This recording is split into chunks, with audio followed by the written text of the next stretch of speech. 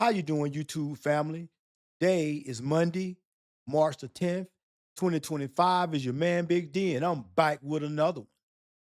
I want to thank all you good folk out there that continue to show support to my son and I. We greatly appreciate it. Thank you. Well, family, back with another video, another instructional video. This is a video that, and this one specifically for the men. Gentlemen, this video right here, if this don't open your eyes to some things, nothing will. Let's get it. All right, thank you, Tommy. A Kansas City Chiefs rookie and former Texas Longhorn football player is no longer facing charges after being arrested in Williamson County. We told you earlier today that Xavier Worthy had been arrested on a felony domestic violence charge. Now one of Worthy's lawyers says the DA has declined prosecution of the case.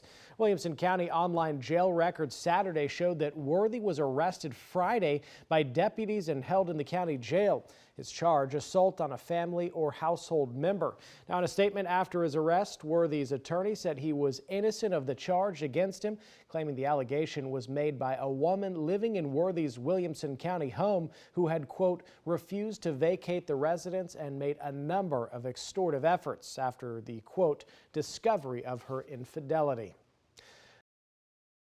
So, family, Xavier Worthy, that young brother dodged a bullet.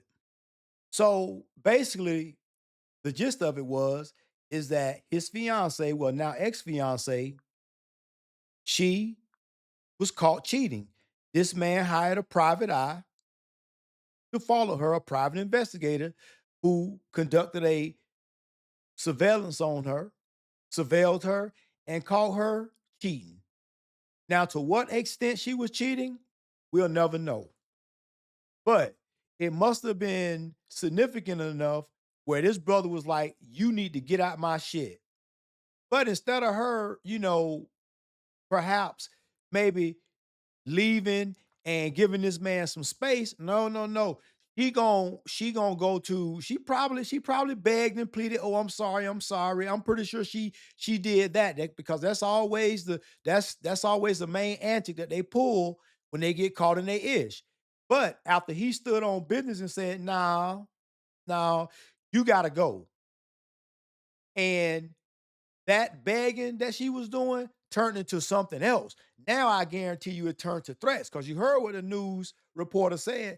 It turned to threats. She started making threatening accusations of what, oh, well, if you don't get past this, I'm going to say you did this. Perhaps I'm going to say you did this to me. You slapped me, you choked me. So now, lo and behold, guess what happened?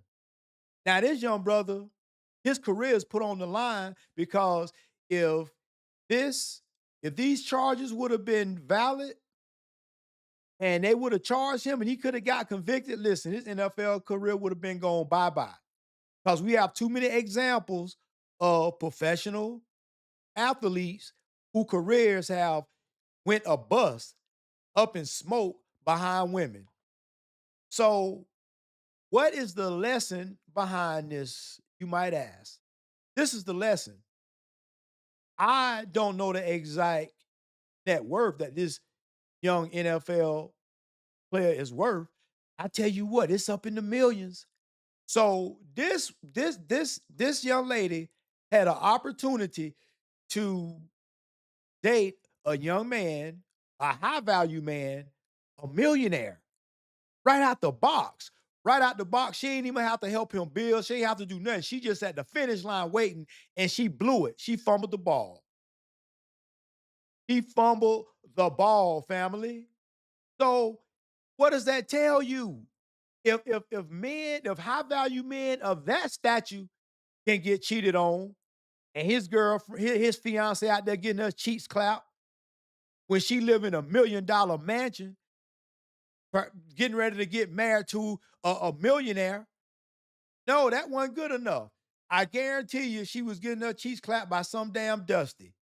And like I said, not saying that the dude that was clapping her cheeks wasn't no maybe an athlete, maybe a rapper, who knows? I'm not saying he was some pookie on the corner, but at the end of the day, I guarantee you, If he moving like that, he was still a dusty. But at the end of it, hey, listen, I'm not gonna sit up there and hate on that man because at the end of the day, if that young brother couldn't control his girl, he had no control over her.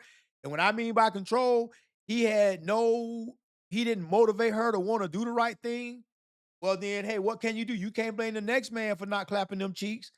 I mean, they wasn't married. So I'm not gonna hate on the cheek clapper. I'm gonna always turn my attention to the female because you didn't have to do it unless he took it, which according to the private investigator, he didn't. That's on you. So if a high value man can get cheated on, you don't think a regular dude, a regular 9 to 5 dude can't get cheated on? You don't think a dude making six figures can't get cheated on? You don't think a dude that's up in the top 3% can't get cheated on? Oh, yeah, absolutely. That's an example right there. So this is the nature of some women. I'm not gonna say all women like this, but I do believe even in the best of women, there's just a teeny tiny little bit of a little bit of thought energy, a little bit of whoredom. Just not a lot, just a teeny tiny bit in each and every one of them. That's what I believe in my heart of hearts. I don't care. In every woman, I don't care who it is. It's a teeny tiny little bit potential that, depending on what decision they made, they could have been flaming whores. That's just what it is. Unfortunately, you can have all the best intention. You can meet a chick, she can come across as being nice and submissive. But the more and more you deal with her, you eventually find out that she ran through. You eventually find out that this person done been touched by over 100 dudes. 100 dudes done clapped them cheeks. So you like, well, damn, by that time you already sucked in. You already sucked in. So now you thinking, man, you know what? Maybe it's some hope for her. Maybe if I just clean her up, pour into her a little bit, you know what I'm saying? Try to, show her a better way. Maybe she could, maybe I can, these things to help turn it around. Listen, she might do the right thing for a little while, but she gonna fall off the wagon, just like a crackhead, you know, until they really ready to give it up, to give up smoking or however they ingesting it, till they ready to come off of it, they ain't never gonna know how to stop. They gonna always fall off that wagon. Guess what? Women that's out there getting ran through, getting their bikes blowed out, that's just how it is with them. They don't, they all, they never know. They just, even they got the best man in front of them and they'll fumble it. They'll F it up every time. And even though they know this the best thing for them, they gonna still want to return back to the streets because it's something about them streets that calls their name. It's something about them streets that they yearn for. It's something about Pookie and Ray Ray and Nook Nook ramming all that meat up inside of them.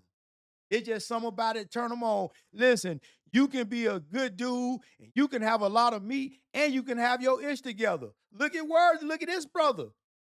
Look at this brother. He had it all together, and he still got cheated on because every single one of them, there's a little itty bitty bit of I can be a little thought. But depending on what direction they go and what stance they take, that's going to determine the outcome.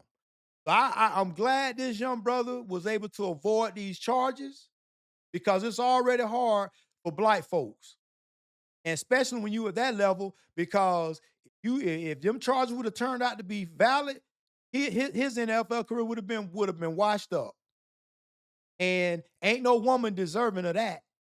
She don't listen. This young brother did it all. He the one was out there in football practice, running wind sprints, trying to be the best physical version of himself that he possibly could. And it's not fair for a woman to come along because she can't stop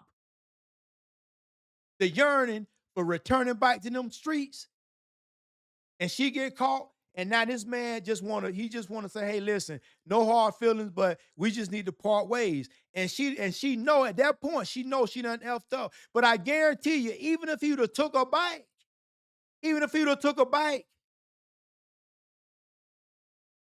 Things would have been good. It might have been 8 months, 9 months, a year, 2 years, 3 years. I guarantee you, sooner or later, she's gonna fall off the wagon again. She was gonna relapse. Because I'm telling you right now, for some women, it just ain't no saving them. I know my mom used to have all old saying, you can't turn a hoe into a housewife. So